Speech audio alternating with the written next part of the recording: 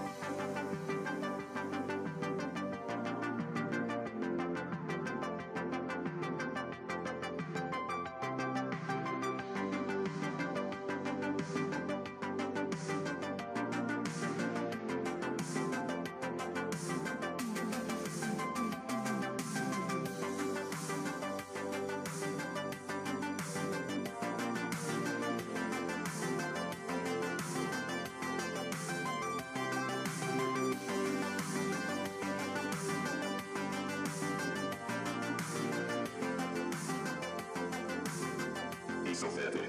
Ich so fertig.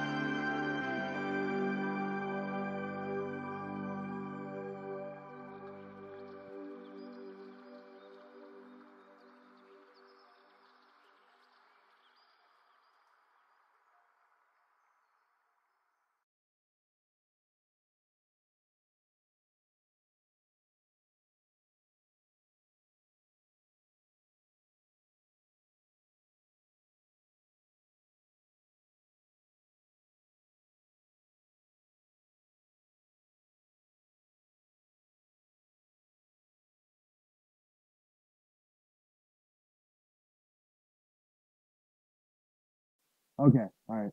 I forgot about that. All right. So today should be a good show.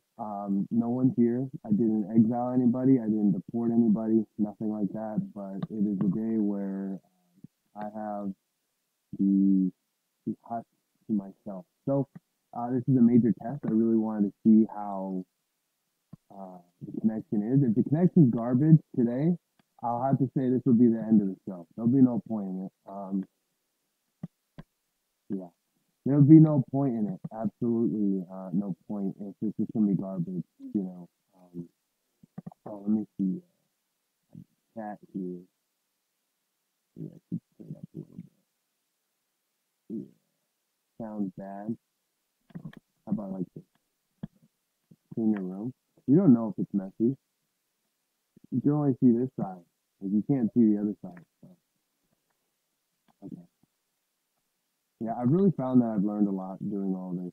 I've really found, um, how difficult it is to really do like a show. I had to give it to people like Fuentes that does this every single day. It's not a difficult thing, and then he's way more professional. I don't want to get that professional because I feel like when you get that professional, it gets really stressful.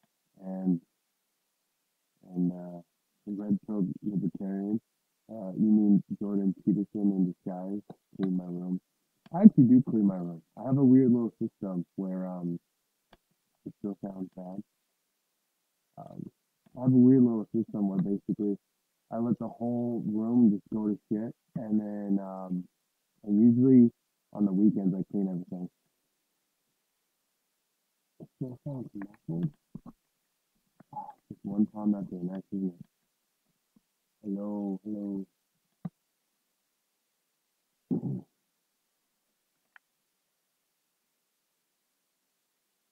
Yeah, it should be it should be done right here. I could try to plug it in something else. Quick. How about now? Oh, okay. There we go. There we go. I had it in. I plugged it in the wrong connection. All right. So we've learned a few things today, or at least I have. I found that basically I can only do like a show when like no one's here because it's just me, one connection. I have Ethernet cord plugged in now. Before I was on Wi-Fi. Yeah, I didn't deport anybody. I didn't exile anybody. It's just one of those days where you just have peace or quiet or whatever you want to call it. But yeah, I think I'm gonna have to just instead of like a Friday through Sunday, like a very scheduled thing. I think I'm gonna have to do something more on the lines of like I'll let you guys know when I'm able to, because it would be embarrassing to have to deal with that kind of crap. So either I fix it and I'm able to do it, or I just do it on days where like no one's here, which is not that often. But we'll kind of make do with what we have because there's not a lot of content out there. I feel like just people talking about ideas or their own thoughts on things is just something that is completely crazy nowadays. Oh, you know what's cool? I don't even have to go on my phone anymore. I can maybe even make the connection better because I have the chat right here. So, okay, I'm going to airplane mode it. We're just going to focus on you guys today. But yeah, I guess we should just talk about some issues. If you guys have something you want to talk about, shoot it up. It'll appear right here. But for the most part, I think I want to really focus on censorship and gun control, because I think those are the two biggest things. So with censorship, I think there's really two ways to go about this. There's the capitalist way, which would say, okay, look, if a business is doing things that are bad, all you have to do to remedy that is create your own business that's very similar to the business that you left, but it has whatever good qualities that this one doesn't have. Do I own any guns? I do not. I've shot a gun a few times, but I would say I'm just a typical California person, basically. I'm not afraid of guns or anything like that. I don't have any experience really with them. I took this class with the police that were in my area, and so we had a part of the class where you would go and you'd shoot guns and things like that. I have to say, I played video games for most of my life. I'm a typical young person, and I was kind of like, all right, well, I've never really used a gun before. I've never fired a gun, never even held a gun, but I played like thousands of hours of video games. Show us your guns. I haven't even been working out very often either because I've been doing a lot of physical therapy, so like my lower body is really muscular, because that's all I do. It's like 2 to 3 times a week I'm doing physical therapy, but then I haven't really done anything super upper body. I mean, I have a, if you guys haven't noticed, I have a bar right here, so I could do like pull-ups and all of that. But I find once you buy something, you don't really use it that much. So it's like if you see someone and they spend $2,000 on a treadmill, and then they use it for a month, and then it ends up somehow in their basement or their garage or something at some point. So I mean, I use it every now and then. I like to use it to what's up, skinny? I like to use it to like crack my back and things like that. Because if you just hang there, it kind of like releases like some stuff in your back. Joe Rogan was bringing that up, and yeah, that. And then I have like a dip bar right here, and if you just kind of hang on there too, it does the same thing. And I think it's really, really good because if you sit in a chair a lot, and I do a lot of sitting, and then you come up here like after a couple hours, it just like you could just feel your back like something is just like something like kind of moves, like not in a like hurtful way or anything, but just like you sit here and when you're sitting, your back's compressed. It's just pushing in, right? It's just everything's pushing in, and then gravity's pushing you down, so everything's pushing like that. But then once you get up there, and then you let gravity kind of push down without the sitting, it decompresses you. So that's the wording. But it's really good. But I don't really think I have any. Yeah, I guess I could do a Dr. Disrespect and see if there's anything there. I mean, I'm not on Vincent level or anything, but I mean, this is me in default mode right here. The Dr. Disrespect. You guys need to check him out, by the way. My favorite live streamer on Twitch. Smedley Downright. TWE. Yeah. I don't know if we should even keep that, honestly. Michelle Elephant, how's it going? I don't even know if we should keep TW, the White Elephants. I only made, like, it was originally called Think Right. Actually, you know what? Maybe I should give you guys a little bit of a history lesson. So, when I first came into the political movement, I was at this college, and me and my friends, like, this is when Trump first came into office, and he like made things really, really cool. And so when he came into office, I was thinking like, hey, like there's no, I don't think there was any political clubs. There might have been some Democratic one, but it was really, really small. And basically me and this friend of mine, and we were in like a film club, and I talked to him about politics. Somehow we ended up talking. And because a lot of the people in the club, they never really did anything. Wait, Tyrone? What's up, Tyrone? What's up, bro? Is that a wrestling poster? No, that's this is an anime poster. So Broseph, what's up? Yeah, I was a part of a group, and it was going to be called Cyber Productions, and we were going to go around and do like man on the street videos. I actually did one, but just a bunch of problems. Basically, to sum it up really quick instead of getting into the details, me and this group, we said, look, we're going to be right-wing Trump supporters, and there isn't, like, to my knowledge, and for what I was watching on the news, I was like, there's no Trump supporters that you really see of that are young. And the ones that you do are these, like, neocon, basically boomers in young people's bodies. And I thought, like, look, and also it was kind of, at the time I didn't know because I was very new to politics. But it was kind of like, look, there's no, like, cool young kids. And there's no one really like getting into the nitty gritty. They're being like really boring about things. And not only that, but me and our group were really diverse. Like the leader of it was actually a black guy. And then we had like a half Asian there. And then we had this other girl who was Mexican. And then I'm sort of mixed, mostly white, but I'm sort of mixed.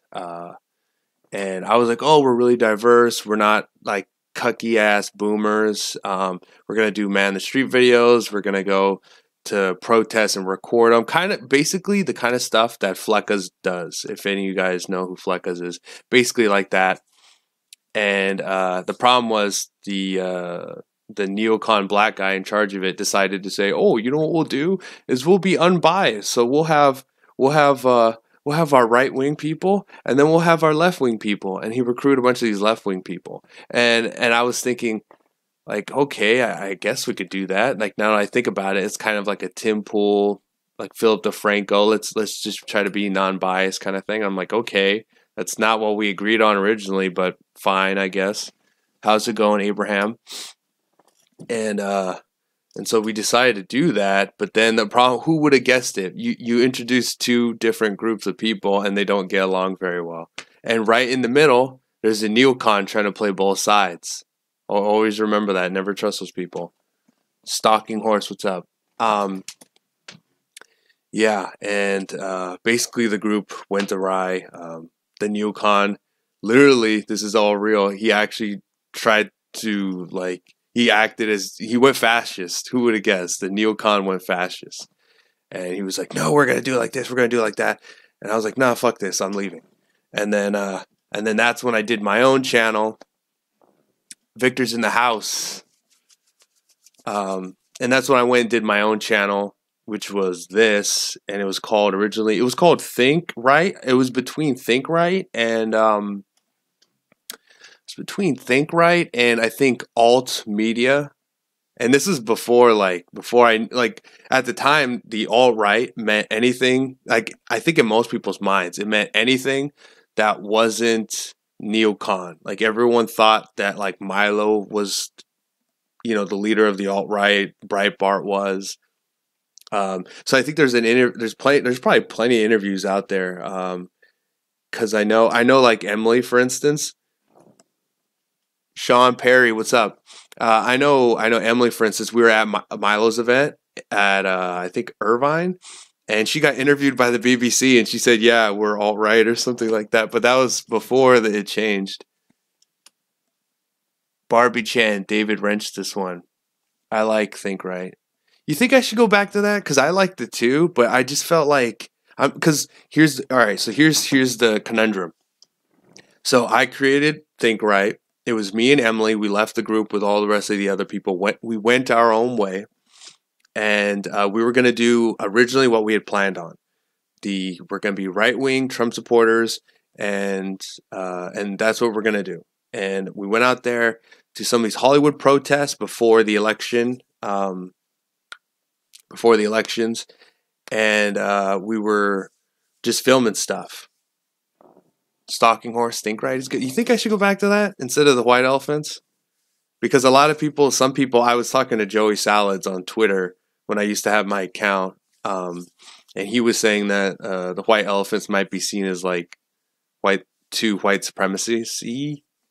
Can you mod Barbie? All right. I have to take my phone off airplane mode. All right. Let's give her the wrench. Where is she? Okay, here she is. All right. I will bestow upon you the power of the wrench. Okay, there you go.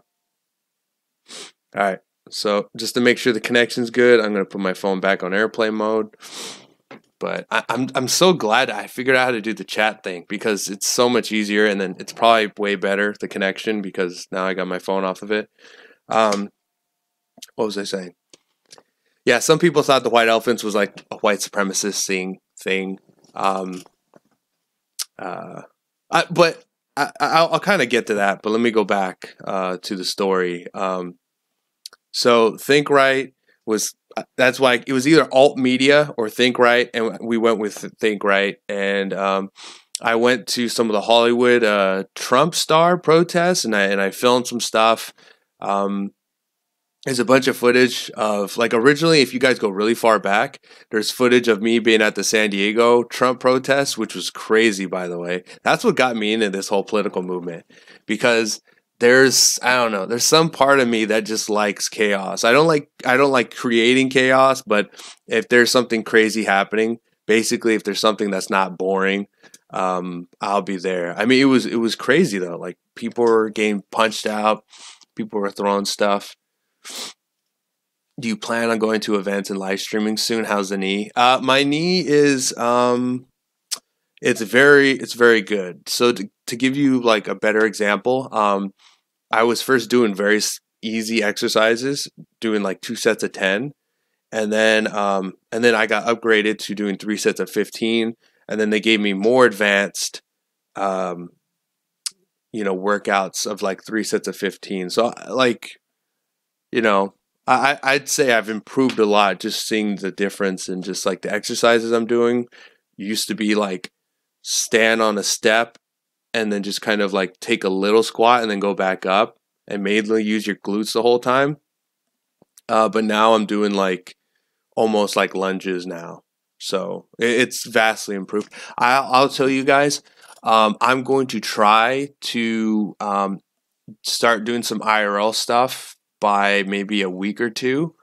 That's kind of my goal, is because even for work and all of that, like I have to start doing some more physical work. So yeah, I really wanted to do IRL, but it just kind of sucks though, because with all the censorship going on, what if I start doing all this IRL stuff and then boom, I get hit with a strike or or something like that. So it's kind of like I would rather know that like, hey, YouTube or whatever the platform is safe. All I gotta do is put in the hard work, and eventually it'll get somewhere. It's kind of like a dark path forward because of the whole censorship. So we'll see. But to get back to the story, so yeah, I ended up Think Right. I did some stuff. Me and Emily did our own kind of stuff. And then, obviously I met Vincent at one rally, and he was like, "Hey man, you wanna like live stream for me?" And I didn't officially, I hadn't officially met him. We just kind of knew of each other at like an event. And he actually messaged me through my buddy Hareem on his live stream. And I was banned on Facebook at the time because I'm literally always banned. I think I'm been banned over like 10 times. And then that's how I ended up on the Red Elephants, because, I was like, fine, I guess I'll live stream on there. But I didn't know anything about the Red Elephants. I didn't know anything.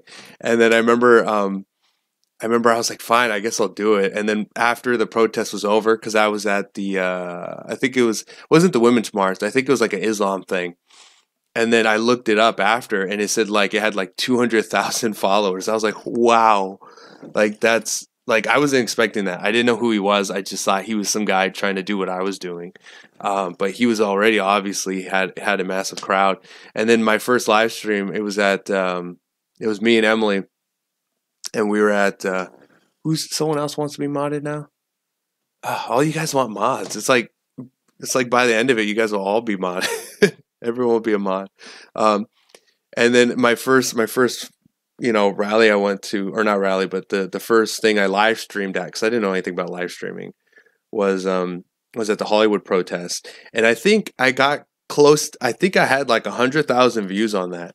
It was crazy how I went from like a couple hundred views on some videos to 100,000. And obviously when you weigh that couple 100,000, I was like, well, what's the point of me having a personal channel at this point? There's really no point, right? Like either keep trying to build my own thing or go move to this other organization. So, and then Vincent's a super cool guy, really smart. So why not go over here? And that's why I think Right, or any organization that's not directly at least somewhat tied to the Red Elephants, is just kind of idiotic, because I'm not trying to make my own organization. So, you can't be part of like, you can't be part of the Rebel Media and part of like InfoWars. It just seems weird. You might as well at that point just build your own name up, right? Instead of being part of two organizations. I think that makes a little bit more sense. Hey, by the way, I just noticed something. You guys want to see my water? Look at this. Alkaline. And if you guys are trolls, then you guys know what you should have seen on that. But yeah, I don't know. I just think having another organization like Think Right, it sounds cool. It was supposed to be like my thing, but a new opportunity, a better one came in in the form of obviously Vincent. So I'm like, everyone knows me as a red elephant, so it just doesn't make sense for me to like recreate my channel under like another name going under something. So I mean that kind of took a while, but basically, LOL, what is that? Oh, wear the lemon into water. Yeah, I tried that once. Maybe a personal thing like David and Emily. Are you still TRE? So this is for vlogs. I don't know. I just think that I've watched a lot of streams like Worski and these guys, and I see everyone making content, and I think I'm hearing people say things that that are good, but I'm not hearing there's certain ideas out there that I just think that only I can contribute to. So I just think like let me put some content out there. I just want to put my opinion on things. Honestly, out of all the people that put content out there, like if I really could, I would really like to do something like what Joe Rogan does for a living, where he just sits back and he just talks to all these people from biologists to political figures about or martial artists too, about all kinds of crazy stuff. And I've always been a weirdo where I like a lot of stuff. And like I've tried making YouTube channels in the past, but it was really tough for me to just focus on one thing, because I like martial arts, I like video games, I worked out a lot, I have a lot of interests, so it's really tough for me to just put it on one thing. So I think it would be best for me to just try to do a bunch of things. It's really tough to talk, I found, and at the same time try to answer everything over here. So you guys might have to comment. If you want me to answer something, you might have to comment it a few times. Because I don't want to go on my phone. I want to make sure that the connection is primarily right here on this. But yeah, maybe, yeah, when this is over, I'm definitely going to clean. I have to do stuff anyway, so. NINTP, we are like Spurgs. What does INTP mean? I've seen that around. I don't know all the abbreviations for things.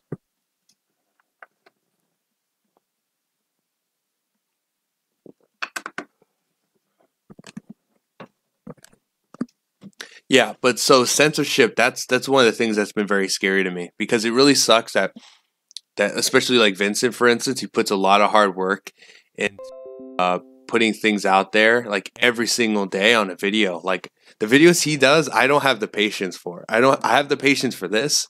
I like the organic, all of us just kind of talk together in a conversation. You guys can comment, I'll answer. This is what I like, but to do like a video, and I know this is what gets you like famous or whatever, where you do a video and you script it out and you edit the hell out of it and you do these like super cuts and all of that. I get that's what people like. That's what gets the hundreds of thousands of views. I get it.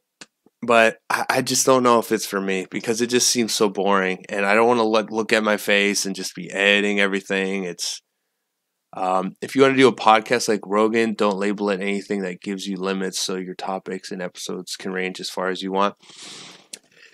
Yeah, I would totally be fine with that. But my main thing is I don't want to start over, because I've had multiple channels where I've gained something, and then like I had a channel that was only about comic books, and I had videos. I had one video that had like 600,000 views, and I had another one for like 40,000. And it was very, very popular stuff. Like I was into comics way before any Marvel movie came out.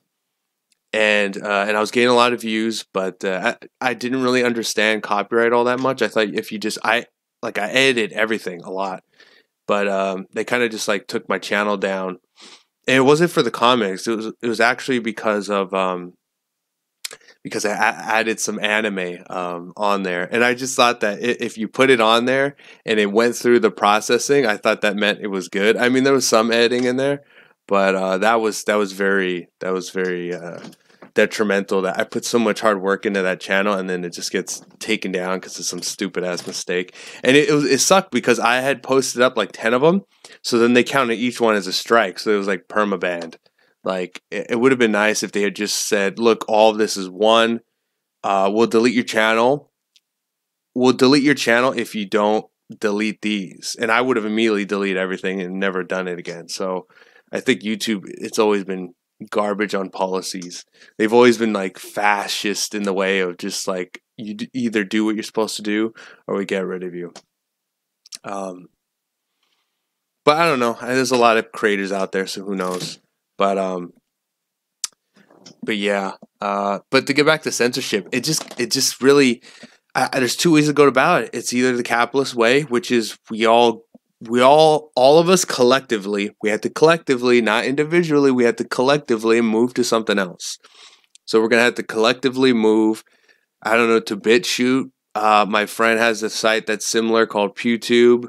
Minds.com. Like there's a lot of options out there, but the problem is the options. Like we don't need that. Like if we want to be heard, we need to push to one. We need to all collectively say, all right, we're all going to one. We all go to one, and then it'll be somewhat competitive to YouTube. But if we all just scramble to all these other ones, they're all going to be they'll be a little bit bigger, but they'll all be very small.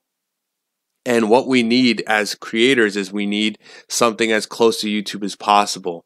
So the best thing we could do is all collectively move to a platform, and then it'll grow from wherever it is to somewhat at least similar to YouTube. Because if we don't, then if we don't collectively move, there's no point.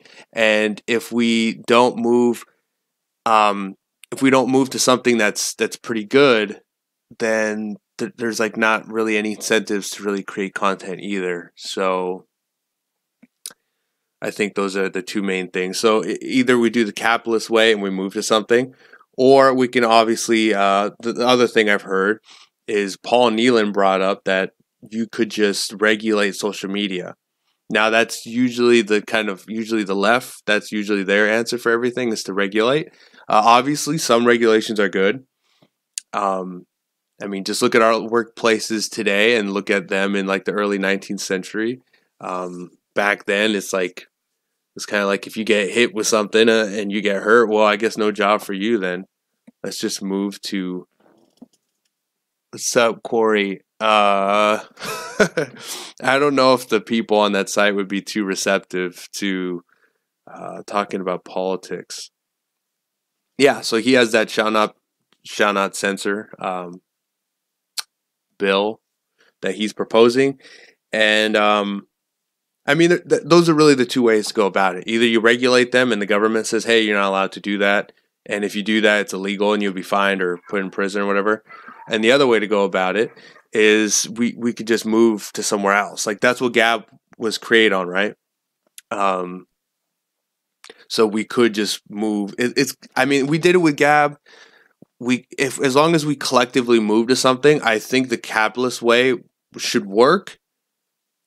But the main reason why I sort of support what Paul Nealon is saying is because I think I've seen, like, if you look at the way right-wing people and left-wing people and what they do for work, for the most part, the left-wing people are always in these new progressive things. They're always in these, like, anything that's like a future technology type of thing, the left is always predominantly in it all the time. So what that means is we're never really going to have right-wing people that are going to be able to create these businesses and be able to compete. Just being realistic. Like we know that certain, like, men and women are different and they do certain different things. We know it's very different for races.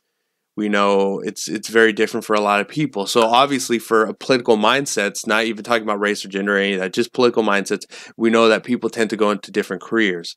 So if that is true, then that means that the capitalist way will not work for the most part. It could. I mean, Gab exists, right?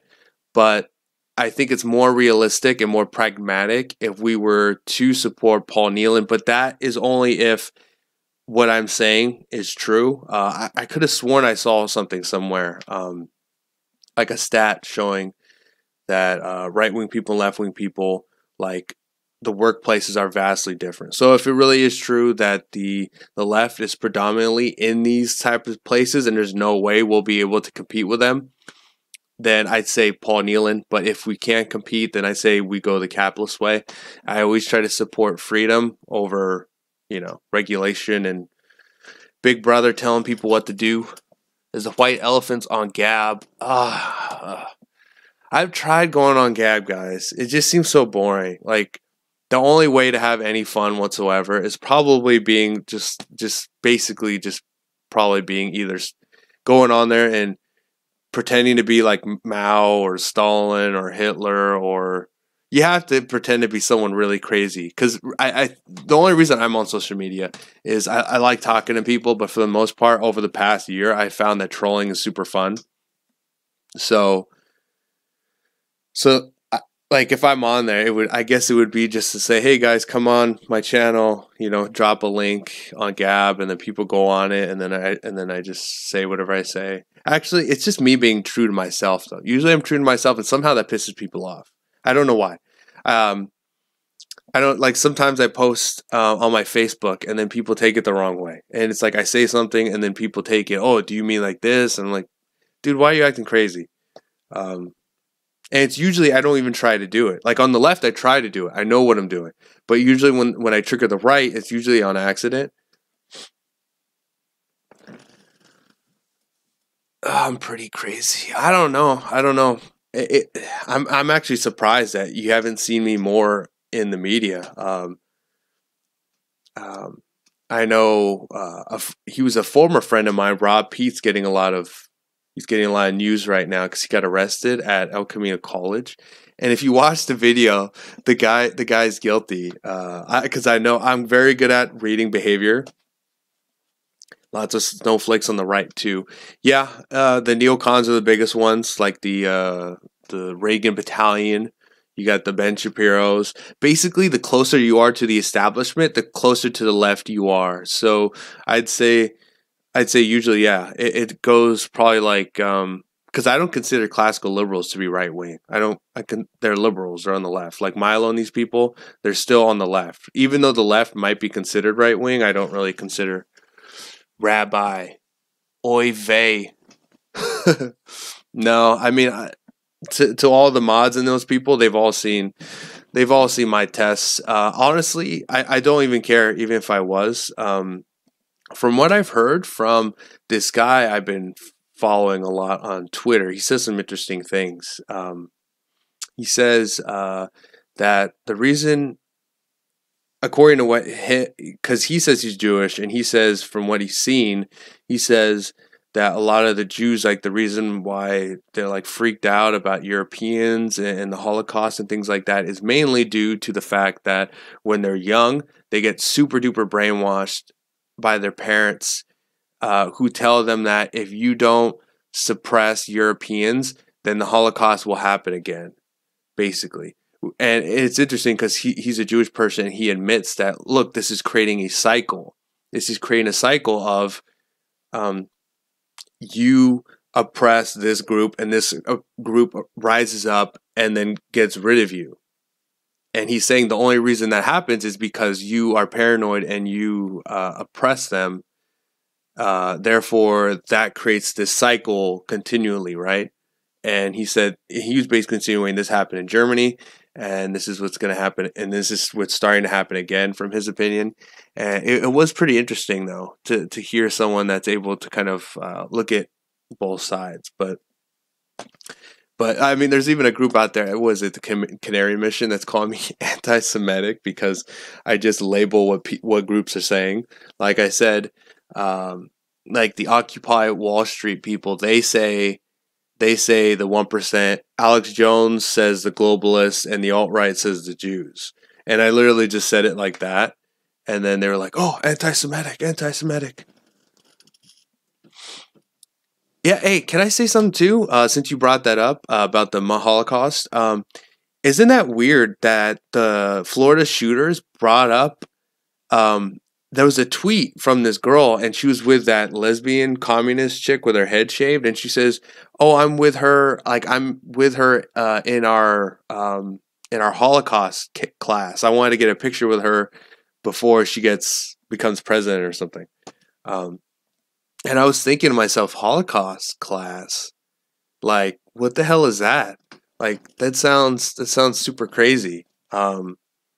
Like, obviously, I mean, that's because honestly, like the history I took when I was a kid, most of it seemed like was mostly on, they always just really focused on the 18th century on forward. So you got hit with a lot of, just slavery and slavery constantly. And it's just kind of like, if you want to talk about, oppression, and you want to make sure that people know that, hey, this can happen to you. You can be enslaved, you can be oppressed, you can be genocided, whatever. Fine, I get it. But why are you only talking about certain segments? Like, for instance, people talk about the Holocaust constantly, and you're not even allowed to even discuss it, really, right, in Europe. But then the most recent one, and like the most catastrophic like genocides, would have been, Stalin starving his people, or Mao killing his people. And not only that, but they killed way more people. Like Holocaust, 6 million. Stalin was like 30 million. And then Mao was like 70 million. These are way more. Like what's your argument here? And not only that, but the people being killed by Stalin, that was more recent than the Hitler too. So it's not more recent. There's not more people killed. I don't really know. Hello, Art Flett. Yeah, I just don't see the logical argument here. The communists killed way more people, and Stalin killing those 30 million was more recent than Hitler. So, and not only that, but communism is actually, it's way more widespread than like Nazism or anything like that. So you would think that if they really just wanted to talk to people about Tedrick Red Bear, what's up? Yeah, I never heard about Mao, and I don't know if I heard about Stalin either when I went to school. Chad Blankenship, what's up? Yeah, so my thing is, I don't really understand why they're focusing on certain things, because I just don't see the argument there. You don't see not like Nazism as a widespread idea that's all over the place. It's only communism that gets spread everywhere, all the time. Like, even when it just implodes on itself, it's still there. It's still there no matter what. So I think, and not only that, but technically, I think communism has always been America's main like enemy. Really, it's like the complete opposite. Really, we was elephants. Hey, what's up, Deus Vault? Haven't seen you in a while, but yeah, I just I don't really see what it is. So I think that gives a little bit more validity to what people say about certain groups pushing certain things. Did anyone see David Hogg on Bill Maher last night? He was on Bill Maher. Are you kidding me? Oh my god. Okay. Let me tell you guys too. To the people saying that David Hogg is a conspiracy theorist, not conspiracy theorist, that he's a crisis actor. I get where you're coming from. Trust me. I've said some stuff on social media, but the main thing that changed my mind is I found out that my brother actually knew the kid. He can confirm who the kid is for the most part. I mean, he wasn't like best friends with him or anything, but he does know him, at least on an acquaintance level. So, he's not a crisis actor. He's about, yeah, all the kids. I honestly think, okay, first of all of those kids in that group that are pushing their message, I would like someone to look into them to see if they were part of like some sort of like Democrat or socialist club, because they're all pushing the same BS, and there's a group of them too. So yeah, so Hogg himself, he's an opportunist. I've dealt with a lot of opportunists on the right, so I'm very good at smelling one of them out. And you could tell he's always wanted to be famous. He's always wanted to be working on CNN. That's what he's always wanted to do. You see, he had a personal YouTube, and he had his own little vlog. He was trying to do his own little thing. He went to CNN, and he was on the desk, and he was like super into it. Like, you could tell this kid's wanted to get famous for a long time. That's his thing. He wants to be famous. Yeah, he's wanted to get famous, and so what happens? He's at a school. There's a school shooting, and first thing he does is he goes, "Let me pull out my phone. Let me pull out my phone. Let me hide in this closet." And then the girl he's in the closet with, he's interviewing her. He's like, "Hey, what do you think about what's going on?" "Oh yeah, yeah, yeah. Oh, by the way, hey, can you say really quick, like, we need diversity? Can you say that?" So it's like, wow. It's like you're saying you're a kid, but somehow you know the power of pushing propaganda, right? And not only that, but it was diversity. He could have said anything. He could have said, like, "Hey, can you say, like, can we get?" He could have said, "Hey, can you quickly say that? We want to ban all the guns. Can you say that? Or can you say that it's toxic masculinity that's killing everyone right now because it's a guy?" He could have said anything. It really is kind of interesting that he said the diversity. By the way, to any of the people that want to see David Hogg get roasted, check out, there's a video going around Twitter of Alex Jones just going off on him. Now, obviously, it's not real or any of that. It took me a second to really make sure. I had to really look at the video. But oh my God, it was I haven't laughed that hard in a while. It was so funny. If someone could find it and you want to like put the link in here, you guys got to find that. It's so funny. Vornado Cry, what's up? Nice ASMR. Yeah, I always had an idea for any of you guys that want to put content out there. I always had an idea of doing like ASMR news. Now, I don't know if one of you guys want to do it, but I always thought that'd be a good idea. If someone just collected a bunch of news and they just did it ASMR purely. I think that'd be a good way to bring in a lot of normies so they can, so they can come and see the other side. But yeah, David Hogg, he's not a crisis actor. He's just an opportunist that wants to get famous, just like the rest of them. He's pushing an agenda. It's kind of funny that he's the main opportunist here that I can confirm, and yet the communist lesbian chick she has like 1 million followers, and he only has like 100,000. So at the end of the day, he may be like the smart one. He may be the one like really trying hard, but because he's like this like white kid, this clean cut white kid, because of that, the left just says like, look, you may be helping us, thank you, but you have white privilege, so F off. I wouldn't be surprised, honestly, if things go bad for him. I would not be surprised if he were to join our side, if he were to just come to the right, because he's an opportunist. So these people flip. I've seen a lot of people that are opportunists and they flip whenever they see that there's money. Hey, what's up, Mr. Nunn? Yeah, I think he'll flip because he's seeing that. Like they on the left, they like supporting the weird ones. So, and he looks pretty clean cut. So I mean, the establishment want to push him because the establishment like that. They obviously, you go on CNN and all these people, and you don't see too many black people. You don't see too many bald communists on there. So there's obviously a difference between what the leftist establishment wants and what the leftists want. There is a clear difference. Otherwise, you'd be seeing a lot of drag queens doing the news. You'd be seeing a lot of crazy stuff, which you're not seeing. Yeah, the more defective you are, the cooler you are when it comes to the left. It seems like the weirder you are, the bigger the voice you have on the left.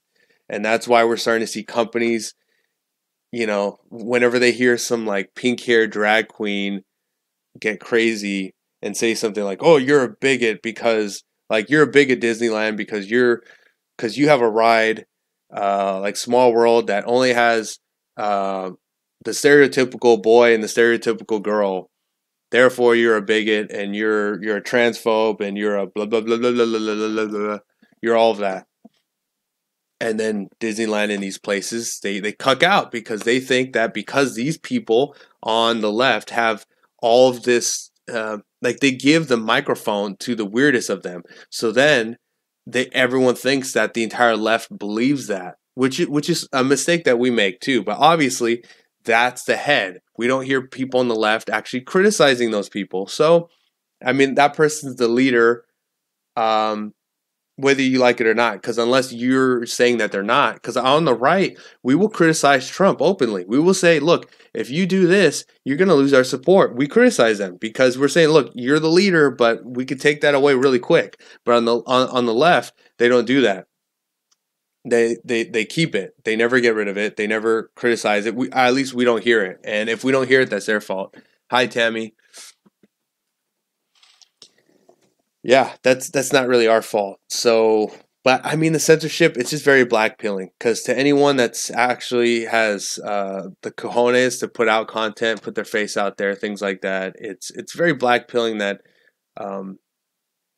that you could put all this hard work into something and it could all just be shattered in an instant because some people mass reported you.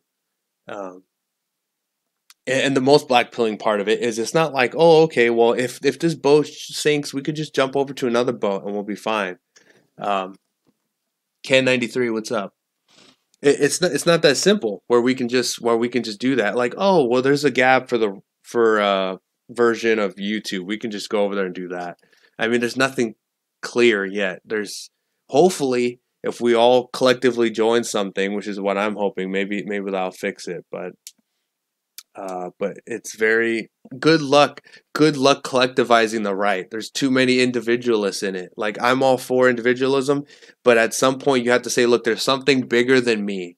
There's something bigger than me, right? I mean, that's what happens in a war. You can have whatever political ideology you want, but if you're in a war, your government just gives you a gun, you run out there. And you might be running right next to a communist or whatever. Like, you don't know what's going on in their head. But you have to collectivize in order to defeat another collective, right? That's what a war is. You don't see them say, okay, let's just send out one guy at a time against their entire army. That's not how it works. You get smashed. If you've ever played a game like any of those tower defense games, that's kind of how it is. If they sent everything they had all at once, you'd always lose as a tower. But so they send little sprinkles over. But you have to collectivize on things. There's more important things than you when it comes to your country, your family. To a lot of people, whoever you worship. There are bigger things than you, and you collectivize, and in order to support those things, and so you have to collectivize. Like, on the right, it's like, look, be an individual. If you see something going on in the movement you don't like, go ahead, criticize it. But you're only criticizing it to support the movement. That's the whole point of it. That's the whole point of it, is that you care about the movement, you care about the collective, and so you're criticizing it because you want to better it. But to try to say something like, collectivism is dumb, when most people do it constantly. Rabbi, super base right-wing Jew. I'm not Jewish, and that's not me saying I don't like Jews or anything like that. I have my friend Harim, who's as Jewy as it comes, at least on a religious level, but I'm not Jewish. I'm not Jewish. I've done DNA tests. I've done the Israel DNA test. They won't let me in. So I have no choice but to be American. It's all I can do.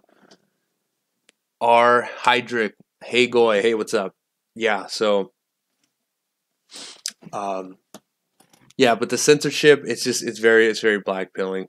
It would really suck if it would really suck. Like, I could just see, if they just started deleting channels, like if Andy Worski got deleted, if the Red Elephants got deleted, it would be really, it would just be so black-pilling, because so many people have put in so many hours of hard work.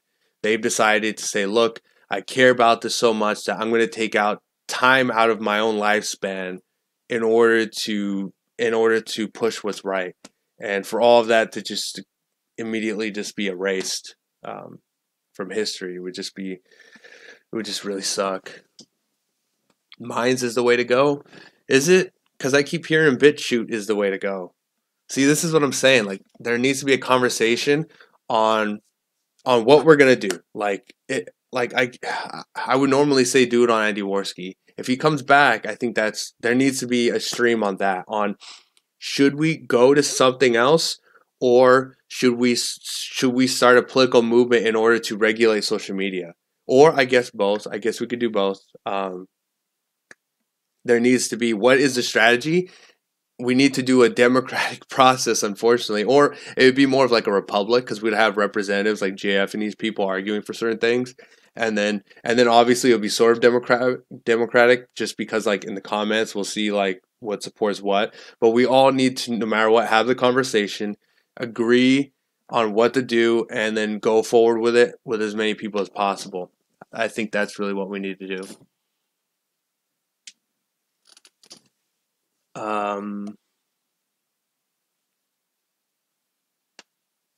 Mr. Nunn, what's up?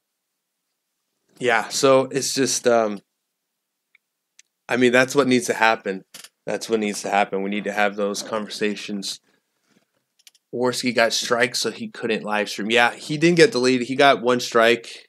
Some people mass reported a video he did, like, what was it? Like, he said like a year ago or 10 months ago or something. That's actually what happened to me too on this channel. I got like, this was 3 months ago when I first got the first strike, and I got a strike on a video that I did 10 months ago at like the original Battle of Berkeley. I did a video and it was fine. I got like 100,000 views on it. It was, I guess, fine to them. But then I think someone mass reported or something happened, and then all of a sudden I got banned for 3 months. And I appealed it. Of course, they said screw you because you're a bigot. You're literally Hitler. You're a Nazi. All of that typical, you know. Like when you appeal, we're trying to appeal to these people that want us dead. Like, big surprise that it didn't work. I used to watch Marr just to see his latest stupidity, like when he claimed he was a libertarian. Yeah, I've noticed that there's two kinds of libertarians. There's a right-wing low government, or let me see. Because I know like Bill Maher considers himself libertarian. I know Joe Rogan considers himself libertarian. And then you obviously have the Gary Johnson libertarians, but then you have like the Lawrence Southern libertarians, and then you have like the JF libertarians. I consider myself libertarian. But I've never really had a chance to really discuss it with anyone before. I usually just talk to Trump supporters who typically are just conservatives. So I've never really had a chance to really talk about what I know libertarian is usually socially liberal and physically conservative. But it is different because I know Joe Rogan does not like Trump. He's very left on a lot of things. He's very right on a lot of things too. But for the most part, I would consider him, like, if he voted somewhere, he probably would vote for the left most of the time. I consider him probably, like, if you really had to consider someone, instead of talking about ideologies, I think it makes more sense to say, look, did you vote Republican or did you vote Democrat? Because it doesn't really matter, right? That's the only thing that matters at the end of the day. It doesn't matter what your ideology is. It matters which way you vote. If you're a communist and you're voting for the Republican Party, I really don't care. You're like, I thank you, I guess, you know, because that's what really matters. Like, we have all these different ideologies and all these ideologies trying to win. But at the end of the day, it only matters which way you vote, right? You can say you hate Hillary Clinton. Oh, I hate her. She's so corrupt. And Donald Trump. But if you vote for Hillary Clinton, you like her as much as the actual Hillary Clinton supporter. So it doesn't matter. Because your vote is the same. That's all that really matters at the end of the day. Did you vote at all? If you're talking to me, yes, I did vote. I don't have. I don't know if I ever kept that sticker that said I voted. I do know that I accidentally walked into the place I was supposed to vote with like a Trump shirt, and I got into an argument with the people there because they were saying, "Hey, you're not supposed to be promoting anything," and I'm like, "What are you talking about?" And got in an argument, but I don't think there's any. I did vote for Trump though. That's the main thing. There's videos of me acting like Trump and stuff. So yeah, I voted for Trump. I'm not one of those people that I believe joined the movement once they thought, holy shit, like Trump is actually, you know, that's where it's at, and then they jumped over, because there's a lot of people like that. Tyrone, are you so cool with the red elephants? Yeah, we're all cool. Like, there's no problems. Like, there's nothing ever happened.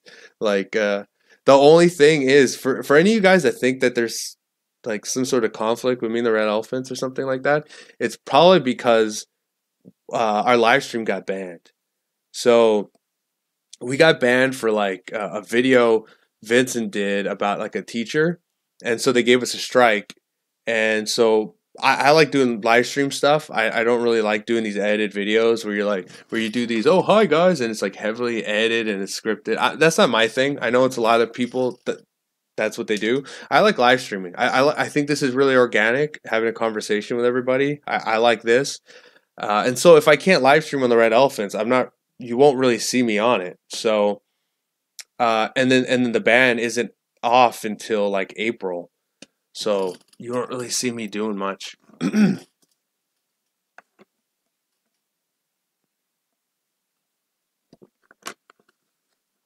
So much better to buy like a jug. Oh, I hate having to like drink out of these all day because then I gulp down like that cup in one sitting, and then you have to get up and walk again to go get another one. Ken 93. Uh, yeah, that's fake news, buddy. That's fake news. Yeah, that's fake news. I suggest an American party. That'd be a good idea, but I don't think anyone should create a third party. People have tried doing that; it never works. I think the best thing to do would be if you lean left, go to the Democratic Party, and if you lean right, go to the Republican Party. And if you want to see change, go into the parties and make the change that you want to see. Because that's what the left did, right? So they enter organizations and then they take them over. That's one of the greatest strengths they have is they took over Hollywood, they took over the colleges, they took over the media, they took over everything that influences your mind. And so when you look at the past and you look at where we're at now, just on like a big government point of view, or just the things that they push, and you're like, holy crap! Like everybody believes their way, everyone um, tends to think their way, and you just see nothing but their propaganda everywhere all the time. And it's because they took over these institutions. So if you ever wanted to if you ever want it, like, don't make a third party. I'd say just join whatever group and try to, if you believe what you're right, just go into these groups and try to promote what you're saying. Alex Jones said it is the Arabs that took over Hollywood. Yeah, I don't think so. She may be a Republican, but really, she a Democrat. Who are we talking about? Are you talking about like Joy Villa or something? Um, Parties are for celebrations. Keep them out of politics. uh,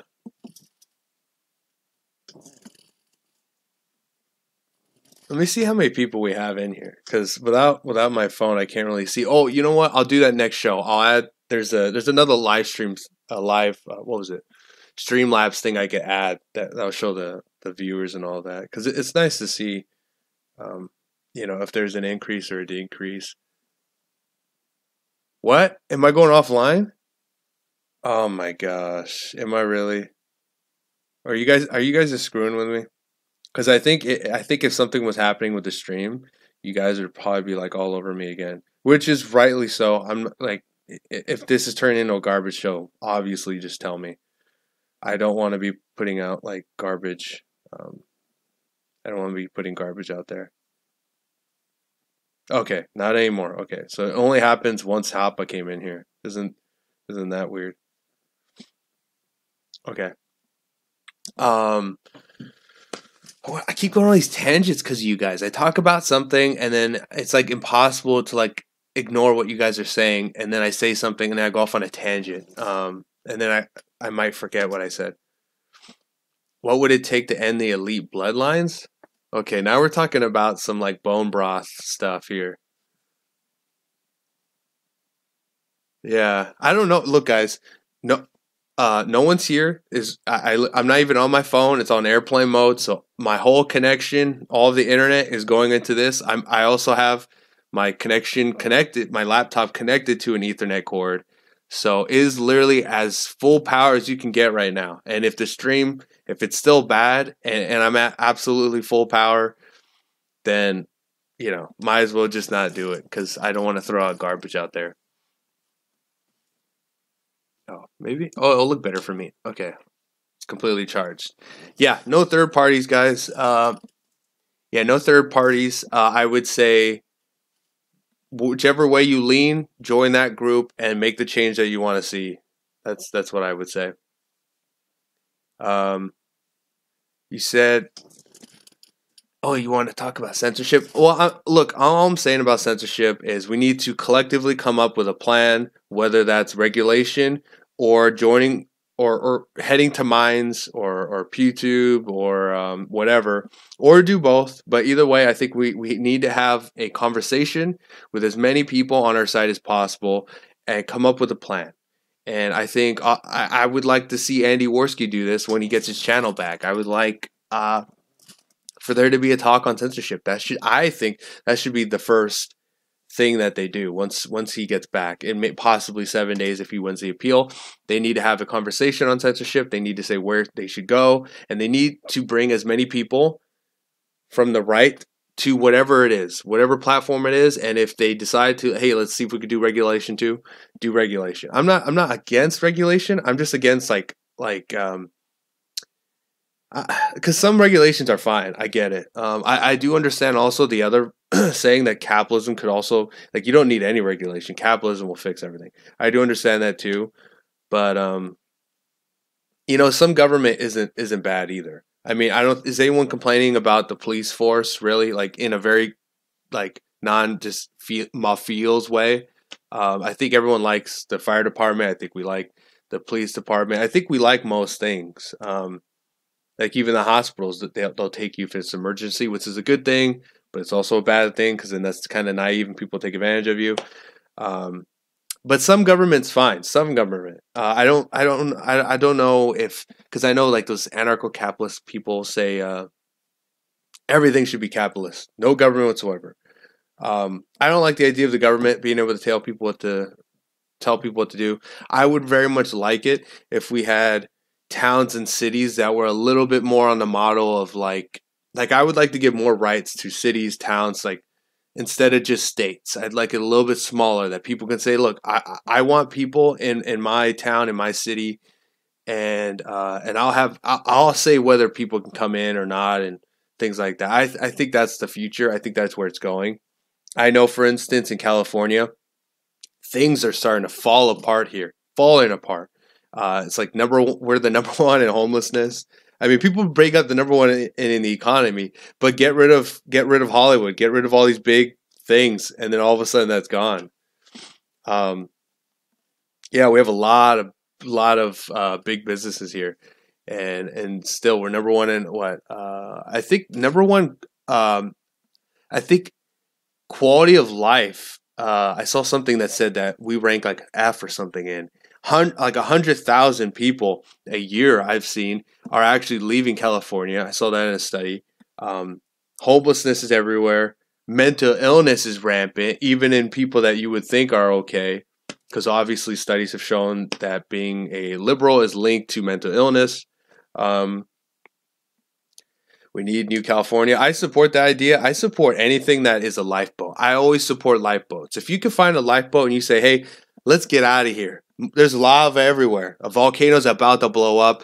There's a lifeboat. Let's go to it. I always support that. I think separation is the most natural and the most immediate cure there is to every single sort of societal illness. The problem is we don't have an infinite amount of land.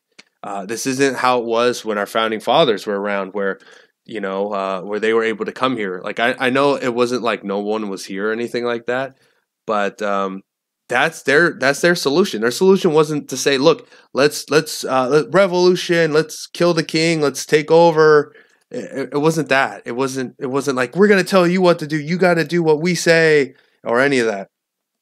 It was, look, you guys have your society and you guys like it this way. Whatever, that's your thing.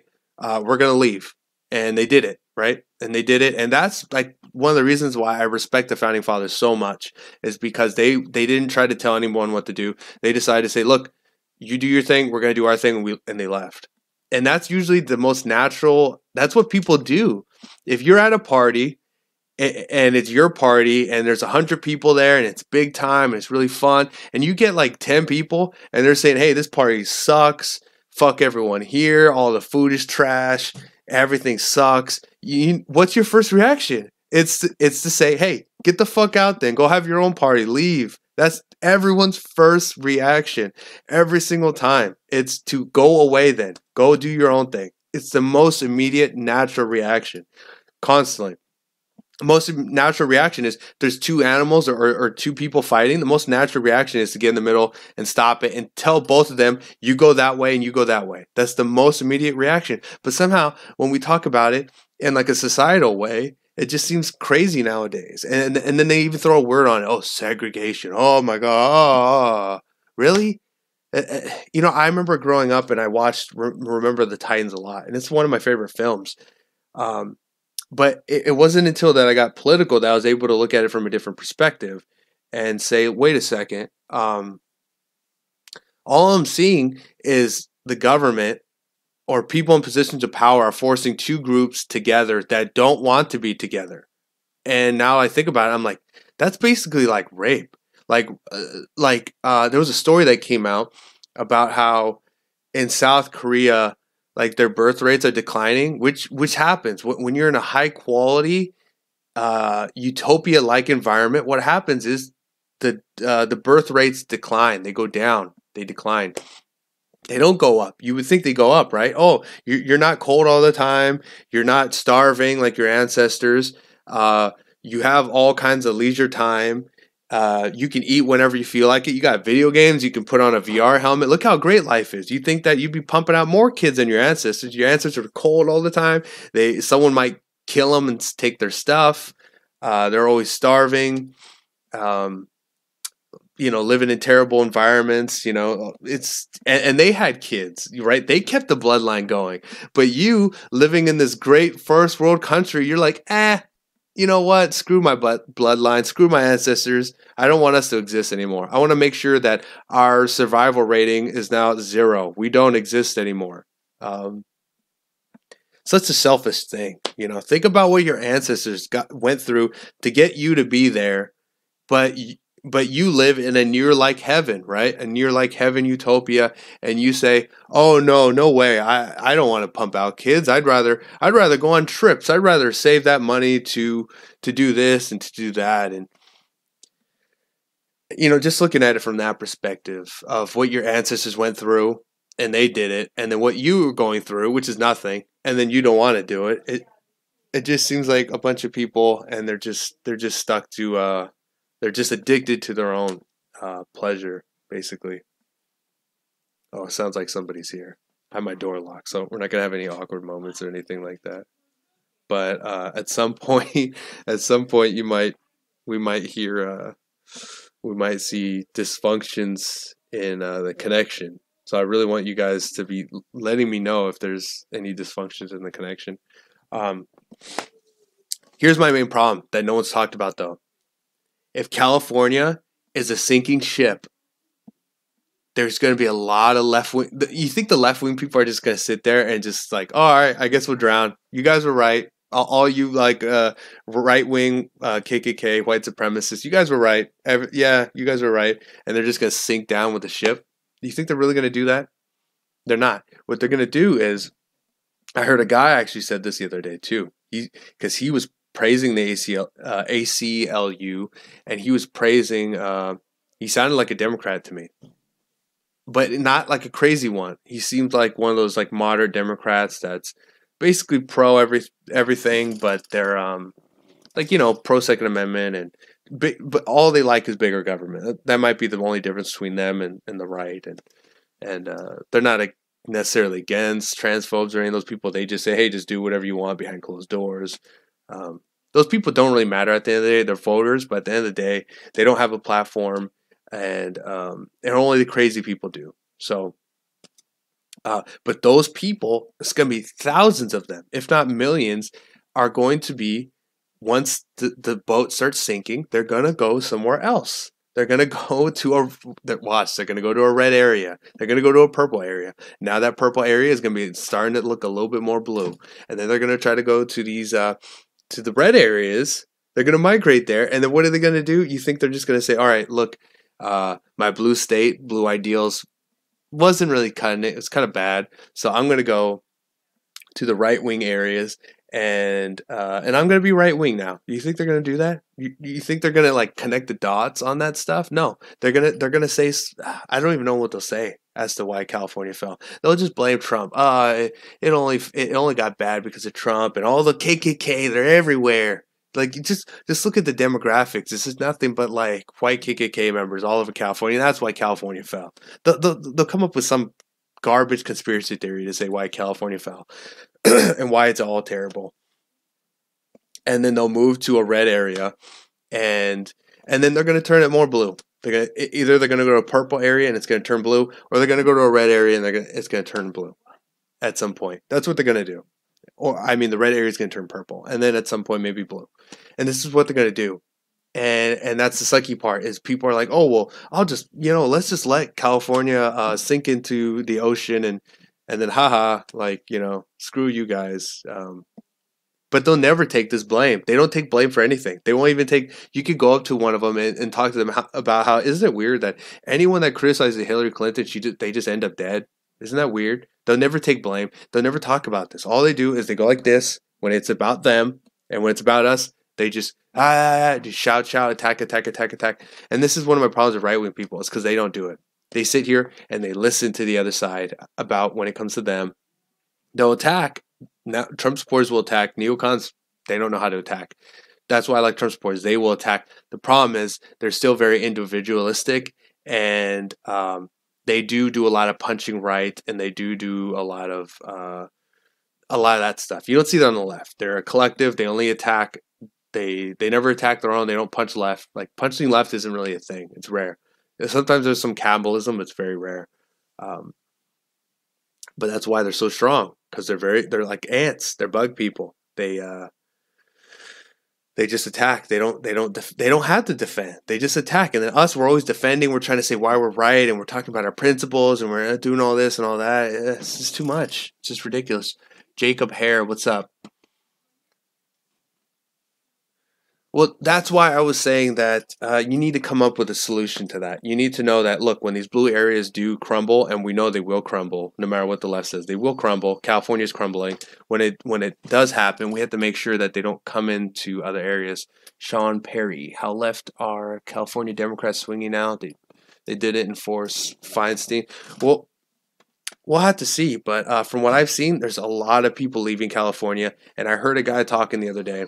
He was obviously praising the ACLU, and he was talking about going to Arizona. I'm pretty sure Arizona is at least, I think it's a red area, or at least somewhat of a red area. And there you go. You have one blue guy that's saying, oh, it's getting too crazy here. I don't know. Maybe it's because of people like you that are destroying it. It's like you're on the same side of people that have just like tools, and you're trying to like poke holes in the boat, thinking that the more we sink, somehow the more we'll rise. And then we're on the side saying, hey, stop poking holes in the boat, otherwise we're going to sink. And the other side says, shut up, you bigot. Shut up, you bigot. And then these people, even though they say, look, I wasn't the one doing it, but then it's like, but you were supporting them. And then you're going to go to, because we're going to say, screw it, we're going to jump onto our own boat. And then they're going to say, look, I wasn't with them. I wasn't doing it technically. Can I jump on your boat? And the next thing you know, they're going to start popping out people that are going to say, hey, you know what? Let's start poking holes in this boat, because then the boat will rise more. And we're like, no, it won't. And then it's this cycle of this shit happening constantly. And it was really disgusting, because I always thought, you know what? California fell. Who cares? Because it's kind of what they deserve. It's as blue as it gets. But the thing is, these people are not going to sit with the ship. They're going to go somewhere else. Marilyn Robinson, what's up? They're going to go to a red area, and it's going to be the same fight over and over and over again. And I don't know how you fight that. I don't know. Like, that's why I was saying, like, I would support something of like towns or cities being able to control their migration of who comes in and who doesn't. I would like that. I would like, hey, if you want to go somewhere, you kind of have to, kind of have to say who you are. You might have to have like a passport just to go into certain places. I would like it if, this is my town, this is my city. Like, I would like to have a say in what goes on in. I don't think that every town and city should just be some basic whore and it just gets game banged. Like, oh yeah, you can just go anywhere. You're a citizen, so you can just like bang whatever like chick you want, but instead of chick, it would be you can just go inside any city or any town, like whatever you want to do. Like, I think people are looking at a more realistic point of view nowadays when it comes to parties and how people vote and all of that. And I think when you think about that, you need to, well, first of all, democracy is ridiculous. The idea that everyone gets a say, and the guy who's a billionaire, his vote is the same as some homeless guy right off the street is just completely ridiculous. That's why I've always agreed with the republic idea that we need representatives, which we do. The problem with republic is people get bribed. It's corruption. I mean, why do you think Julius Caesar was thinking about probably taking over? Because obviously it had already been taken over by the money. So there's a downside to there is no utopia political ideology. Every ideology, I think, has the possibility of working, and it also has a possibility of failing. And I think the only difference is some have a higher possibility of succeeding and some have a higher possibility of failing is the only difference. Because people talk about fascism and, fascism, but then like there was a lot of Roman emperors that were successful, like Augustus, very successful. Like Rome was actually very, it benefited greatly off him. And then, of course, people came in, and it could go bad. It matters who is the operator of your Gundam. It's not necessarily the Gundam. It's the Gundam or the robot being the political ideology. It's not necessarily that. It's the one who's in charge is really that matters. Because I mean, the perfect political ideology would probably be something on the terms of like monarchism or just like basically you give someone all the power, but the problem is who are you giving? Everyone agrees to this because that person can fix everything immediately. The problem is who do you give that power to, and can you trust them? That's really what it comes into. Everyone agrees that like a fascism or a monarchism is the best way to go, but the problem is you can't trust people. And that's why we need all these checks and balances and things like that. But if you could find that King Arthur, that Jesus Christ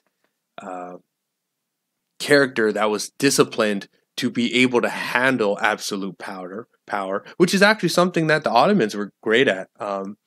They were very great at it. They actually had like a military school for children that were going to become the next, what did they call them? It wasn't kings. It was I forget what it's called, but basically they would have like a military of all these new people, and basically it was just a bunch of emperors and kings, and they were having to compete against each other. And who would have guessed like the best one rose up and nothing really bad happened. You look at the Ottomans, and actually they had, I think it was ever since the first guy that was in charge.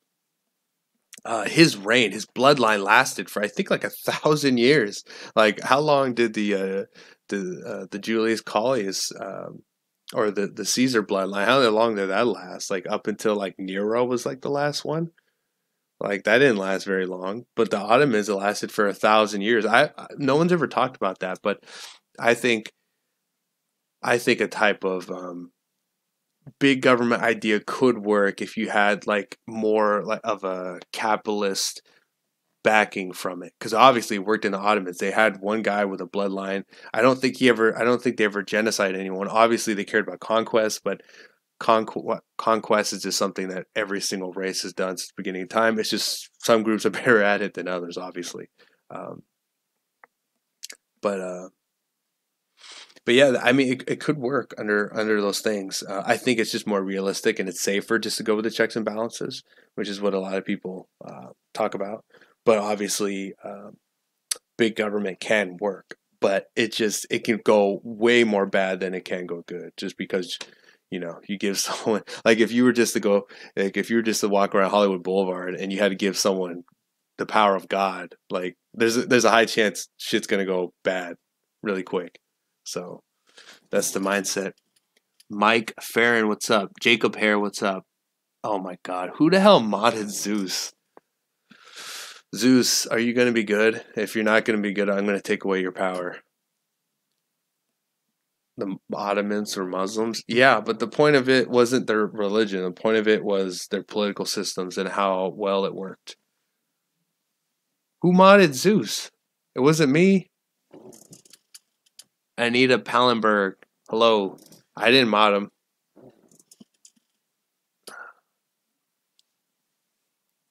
Ottomans prevailed for 1K because Islam is blueprint for conquest. I was talking about, the main thing I was talking about was it was very interesting that they kept the bloodline of the leader going for, like, I think it was like 1,000 years. Just that in itself. I wasn't talking about Islam or any of that.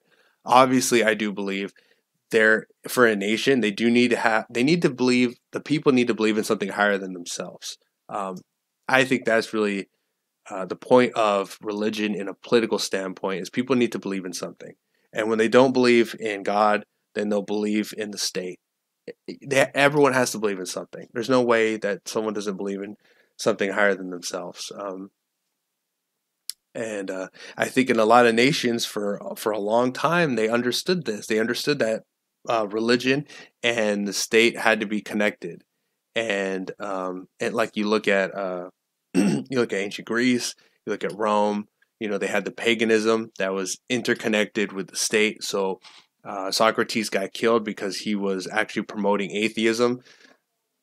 And of course, he was actually just promoting logic and rational. But I mean, it went against the gods. And if you went against the gods, it would go against the state. Therefore, he had to be killed. And the same thing with Rome, where they had, Jupiter, Mars, these kinds of gods, and it promoted certain ideas. You could look at it in the Norse people, and you look at their gods and what their gods talked about. Their gods basically talked about conquest, and if you died in battle, you go to Valhalla, and you would live out these great things. It's the same thing that's going on in the Middle East with Islam, where you die for the collective, and if you do, you will have what was it, 72 virgins, but it's interconnected. The religion and the state are interconnected. And that's one of the interesting things with America, is they could say, oh, we're not a nation of Christians or whatever, but for the most part, it's always been a Christian place, Christian ideals. That's why some people try to say, oh, well, America isn't in a white ethno state, but I'm like, okay, well, at the same time, the majority have always been white people. And if you know how rounding works, you know that here's 0, here's 1. If you have 1.6, 1.6 would be considered 1. So whether you like it or not, if you round, white ethnos, it's a white country. Like, it may be 72%, we may be 72% white, but it's that 72 is closer to 100 than it is to 0. Therefore, it's white country. I told this Hillary Clinton guy this, and I said, you see how that works? And he's like, oh, okay, I agree. Yeah. I'm like, see, it's like, Zeus, if you're not respectful, I'm gonna unmod you right now. You have to be respectful. If you're a mod, you represent me in a sort of way, so you have to be cool. Historical context. Yeah, I was just, but yeah, I mean, I think that's why when it comes to religion, the main guy I listen to is Jordan Peterson, just for that, because Jordan Peterson, he talks about things, because like I've went through a lot of stages. Like when I was young, I was pretty religious. I thought it made sense to me, and then when I got older, atheism took over. You kind of listen to the Sam Harris's, to the Christopher Hitchensons, people like that, and you're like, oh, if you believe in a God, that's just so dumb. Like, you're just so idiotic. Like, I consider myself probably atheist for a little while. I never promoted it or went after religious people or anything like that. You wouldn't see me at a church making fun of people or nothing, but I would probably consider myself atheist for a while. And only until recently, because I've always had a mass respect for them, because I grew up with a lot of Greek mythology, and it's always seemed very interesting to me. But I never really believed it in a literal way. Like, literally, this is what happened. Like, I've never read the Bible and said, oh, this is literally what happened. But I've always respected it, and after watching some videos of Jordan Peterson Jordan Peterson was kind of saying, look, you don't have to take it in like a literal way. You could take it in a different way, because if you think about it, people may say that like, hey, I'm not Christian, I'm not religious, but you know what? But I love the Marvel movies, and then you see people walking around like Disneyland, and they got like Thor shirts on, they got a hammer, and it's like, wait a second, aren't you worshiping like literally a god, Thor? You have his action figure, you have his hammer, you have shirts of him. You go and give him money. I mean, what's the difference between that and worship, right? What is the difference really between that and worship? You like most people worship things, right? And he was saying, look, the Greeks, they worship Dionysus, right? He was the god of wine. And then what? And then do some people worship? I mean, some people are alcoholics, right? That's like they're worshiping it. People drink, It's like Dionysus was like. It was kind of like he was the incarnation of that, but people still worship this. They just don't put a name on him like as an actual figure anymore. It's just they put names to things. So like you hear the lightning bolt. Like think about our ancestors that were, didn't really, a lot of them lived outside. They're very scared of things, the unknown, the darkness, everything like that. And then they see a lightning bolt shoot down, and you like think about how scary that'd be if you didn't know what a lightning bolt was and you experienced it for the first time. Immediately you're like, oh, that's a god, And then the difference is you're like, oh, well, that's Zeus and then someone decided to come up with some stories to make it interesting, and then good thing was some of those stories made sense, like the story of Icarus, like don't try to rise too high above what you are capable, right? Because then you'll fall down and be burnt. And but yeah, people could say like, hey, I'm not religious, I don't go to church every Sunday, but then at the same time you will buy things, you will worship things, you will in some ways it's like I worship anime because there's some shows that I just watch all the time. I have a lot of shirts and things like that. I think a lot of us in a classical way would be deemed as worshipers of probably Trump. I have that Trump flag. I have Trump shirts. I follow him on Twitter. We're always defending him all the time. What's the difference between a Trump supporter and someone that worships Zeus, if you think about it, the king of the gods, not the retard in the mods? I mean, if you think about it, it's just kind of interesting because you think like, oh well, you have to be killing animals and you have to be sacrificing things and you have to sit around and pray and all these things, but it's not really much different if you think about it. Religion was to explain what was misunderstood in nature. Yeah, I think so. But I mean, here's something interesting. Have you guys ever? What are you guys' thoughts on Ancient Aliens? Press 1 if you agree with it, and press 2 if you think it's retarded and it's not true. I need some water. I've been talking for a while.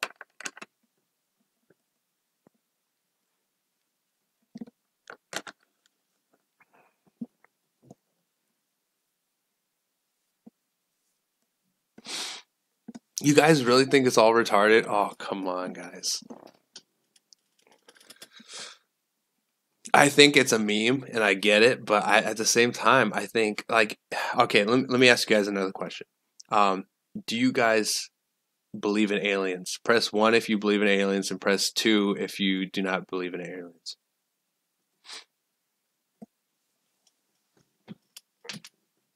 I'm not a flat earther, by the way. But at the same time, I'm not so much of a science guy that I could sit here and like tell you why they're wrong.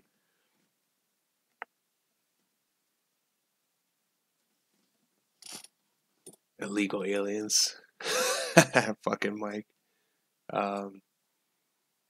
Okay, so I'd say Zeus believes in aliens, Anita does, Barbie does. Okay, so I'd say a majority of the people in here believe in aliens. So I guess my question is, since most people believe in aliens, but at the same time, most people don't believe. What was my first question? In ancient alien theory. So I wonder where's the jump from there.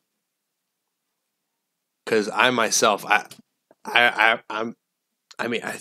when you look into science and you see that the universe is continuously expanding, possibly into infinity, and we know, yeah, as I think one scientist said, if you can prove that there's life outside of Earth, it could be anything. Like I think you said, like a microbe, it could be any form of life. That means there's life everywhere, and we've already proved that. Japanese scientists have proved that there's life outside of Earth itself. So by that theory, there would be life everywhere. We know that there are planets capable of life. So I guess the big question is universe has been around, what, 13 billion years, and our planet has been here for what, if the universe has been here about 13, 14 billion years, and then I think our planet developed around like the last, I used to be able to say this, what was it, last, I don't know, let's just say last 8 billion years or something like that. So the universe has been here a long time, and we just started, coming around not that long ago, last few million years, which is really nothing. So if you think about it, if there was an alien civilization that was around the first, let's just say first billion years, like they developed, who knows what conditions they survived through, and they created a civilization, and they lasted without dying. They lasted for a billion years, and they went in a straight direction, right? They went through what we went through. We create a civilization, then it fell, and they create one, it falls. But they kept learning, and now they are able to leave their planet. So they leave their planet, and maybe they're able to explore other dimensions, and they're able to do what Albert Einstein said with wormholes, which is, here is space, and then this is a wormhole, so you fold the paper, and then you go straight through it, which means you just covered all this distance. Maybe they're able to manipulate wormholes, which means they could travel way farther. Maybe they can move at light speed, things like that.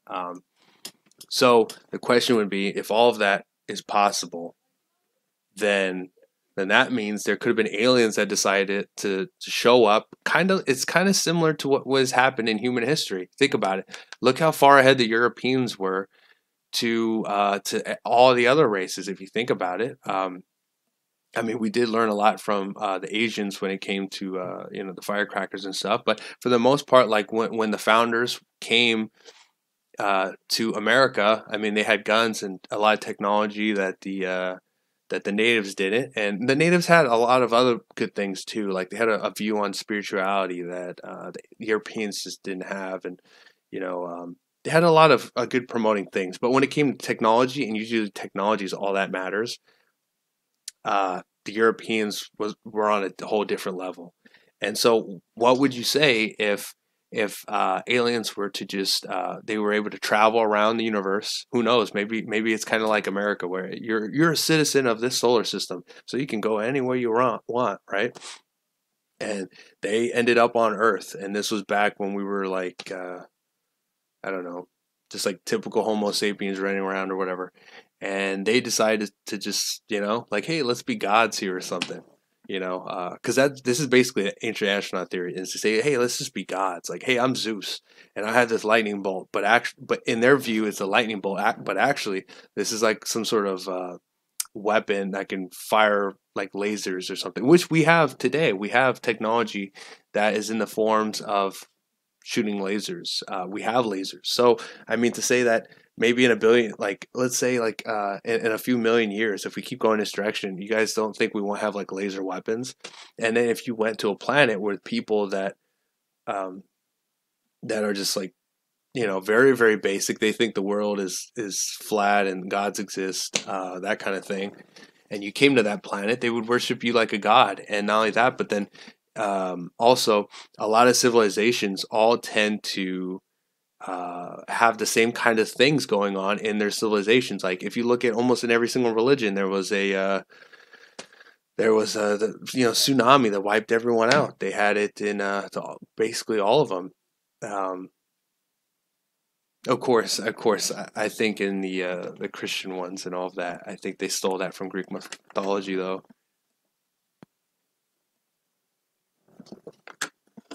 Yeah, honestly, the more Darwinistic life was, I think the more interesting it was. The more controlled it is and the more artificial it is, the more I don't like it. Like, I wish I can be in ancient Greece having a talk with all you guys in the middle of the agora instead of over this computer, and it's whatever, but laser weapons covered by the Second Amendment. I don't know, probably. Hopefully, people in the future have their heads on straight. I actually really like what Fuentes said. He was saying how he doesn't believe like weapons is the problem. The problem is the people, and the people have all these problems. They, if you grow up in a single parent household, you have a high chance of having all these problems. And so if you focus on the people instead of the gun, um, then you can really start to see the problems a little bit clearer. But yeah, I don't think it's a crazy idea, the ancient astronaut theory. I watch that stuff all the time, and it just seems to make sense. And then it collaborates with all the previous stuff. I mean, just think about it. Look at the Hindus' gods; those look like aliens. How do those not look like aliens? I think at some point we just developed, and they either got bored with us, or they said, or now they know we could shoot at them. Because if you look at what happened in the Battle of LA, Los Angeles, we were actually shooting at something. And there was a lot of witness accounts saying that there was this weird metal that came down, which cut them, and it was like really, it was, it was a weird material. So obviously it was way more futuristic. It was far superior to what we have today. Vishnu will smite you for that heresy. I don't know. I respect all of them, though. I respect all of them. They all have interesting things to promote.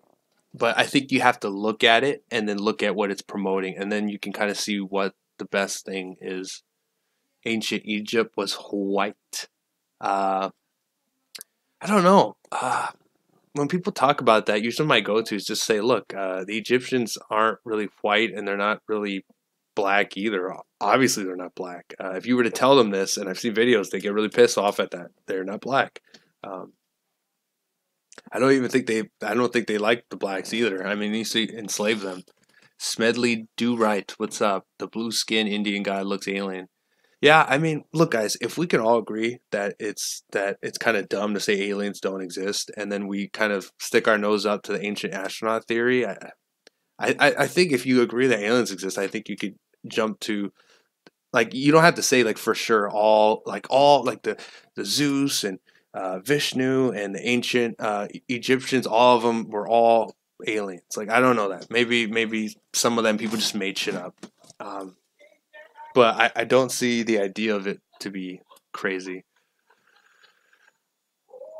Hieroglyphs show Egyptians as tan and some as black. Well, I think a lot of them were getting tanned, obviously.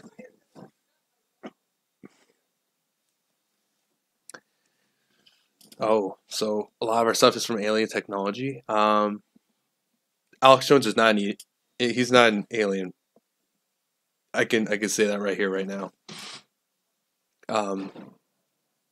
No, it's because when you're in front of a camera, you have to act. You have to act a little bit more than you wouldn't normally. You have to be a little bit more high energy. He knows if he acts crazy, it benefits everyone, like the show and everything. So history points to it as Hindus. Yeah, I don't know. When it comes to religion, I say, look, I don't take any of it literally, but I will look at it and see which one has the most positive things to promote. And that's the way I look at things in general, because I've done a lot of martial arts for a lot of years, and by doing all these things, I've always taken a step back and looked at all of them. Capoeira, karate, jiu-jitsu, and I've always said, all right, well, what I'm going to do is I'm going to pick the things that I find are the best parts of it, because it as a whole is not the best. But if you get all of them and you get the best ingredients and you pack it into one cake, then it's really, really good. And so I've always looked at things from that perspective. I've looked at, like, obviously politics from that perspective. I'm starting to look at religion from that perspective. And yeah, like I wouldn't really consider myself a full-blown like Catholic or Christian like I used to, but I would say obviously there's good things to promote there. It's fighting against good things. I just think that the people that take it literally, like you take it as the word of God, when we all know that it was guys writing it, I think is the problem. Like, I was in a class and it really kind of made me sad. I see you've been studying your ancient Greek history. Yeah, I got a book over here. Let me go grab it.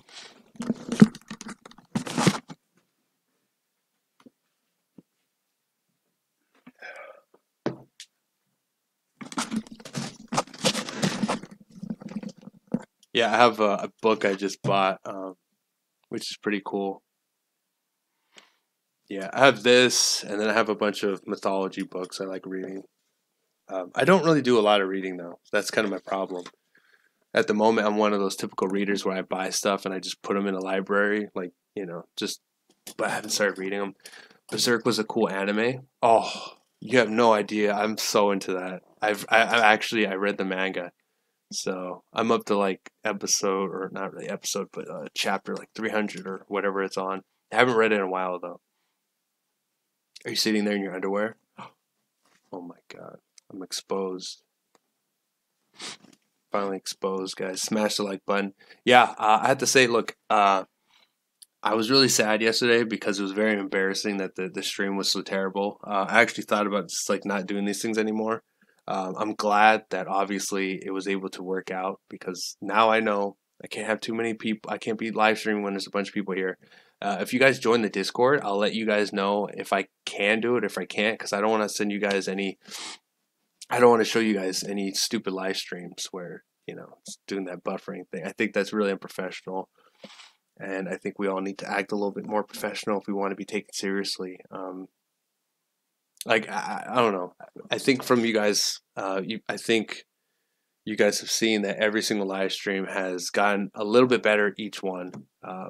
You know, So at some point, this is going to be an actual decent one. I think there's some problems still. I would like to make some overlays and some stuff like that. But I think I'm a slow learner, but I do adapt pretty quick. You have the gift for live streaming. I don't know. People either love me or hate me, but at the same time, they love to talk about me. I mean, there was a debate with Fuentes and somebody else, and all of a sudden my name somehow popped up in the middle of it, and then everyone started getting hysterical. So I don't know. It just kind of tells me that I should probably stay in the middle of these things. Tell the family stay off Netflix. Yeah. I should probably do that. Aliens can go kick my ass. Yeah, you know what? I like having these discussions though. You see, we're having discussions here that other people don't, that have platforms. And I think that's the only reason why I do these things, is because I think I offer something that other people just don't. And I'm not saying that that's a good or a bad thing. I'm just saying, like, we're able to have conversations that other people don't have. And I think that's beneficial for everybody. So that's really the main point about it. Aliens is not an Alex Jones thing. He talks about reptiles and technically, I think the reptiles are subterraneans, so then those aren't aliens, because if you live on Earth, you're an Earthling. So those wouldn't be aliens. Those would be subterraneans, I think, is what he's saying that those things are. They live inside the hollow Earth or inside the planet or whatever. I'm talking about aliens, but he talks about subterraneans in the form of reptiles who are really into politics, I guess. Yeah. But yeah, I think we've gotten a little bit over it today, but I think I had a lot of fun. I think I'll keep this one up. We had good conversations. I didn't say anything crazy. So I'm going to keep this one up. Usually I take them down if I thought there was something crazy in there. I haven't gotten a chance to edit them. If there's anything good in there, I'll edit them. But yeah, I want to say thank you guys for watching. Thank you to the creators, whoever that is, Zeus, Vishnu, Yahweh, anyone, for keeping the stream going good. Now we know what makes it go good. And let's just stay white, guys. Stay white, guys, and let's make America great again. Thank you guys for watching.